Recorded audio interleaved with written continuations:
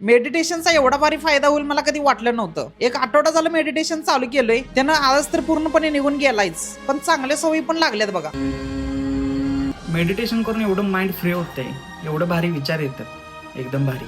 उंदर धरायला command higher केलाय घर, त्याला काय कॅट फूड घातलं की संपला विषय. उंदर बिंद्र काय धरत नसतो. आणि मी चहा तर पूर्णपणे सोडूनच दिलाय. आणि चहाची सवय सोडायचं म्हणजे सोपं नाही. गोड काय ना काय तर खाऊ वाटतंय. शुगरची एवढी क्रेविंग होते की काय सांगू. त्यामुळे फक्त आणि फक्त दूध आणि केळं एवढंच खातोय. आणि घरासमोर ऑफिस आणि ऑफिस समोर घर आहे, त्यामुळे एका मिनिटात पोहोचतो. ऑफिस मध्ये तर आलोय, मस्तपैकी आता कामाला लागतो एडिटिंगच्या. आणि एकदम कमी वेळेत चांगला मित्र झालेला माझा मित्र सतीश आज बर्थडे असल्यामुळे मस्त मध्ये शुभेच्छा दिल्या. आणि कॅफे मध्ये जाणार आहे मी बर्थडे करायला. आणि कवटे मंकाळ मधल्या फेमस बेकरी एपी बेकरी मध्ये केक घेतलाय. सतीशची मित्र येणार होती, त्यामुळे तोपर्यंत आम्ही थंड झालोय बघा. आणि सगळेजण आल्यानंतर त्यांना शुभेच्छा पण दिल्यात बघा. आणि एकदम जुने आणि खास मित्र असल्यामुळे नाही त्याला पण लय भारी वाटत होतं. आणि त्यांनी गिफ्ट पण एवढी भारी आणली होती ना, लॉला जेवढी पुस्तकं लागतात तेवढी सगळी पुस्तकं गिफ्ट मध्ये दिल्यात. जरा विचार करा की हीच पुस्तकं आयुष्यभर त्याच्या सोबत राहतील. आणि बर्थडे साठी एवढा भारी केक आणलाय बघा, एक नंबरचा असा आहे. एकदम लॉयरची थीम आहे.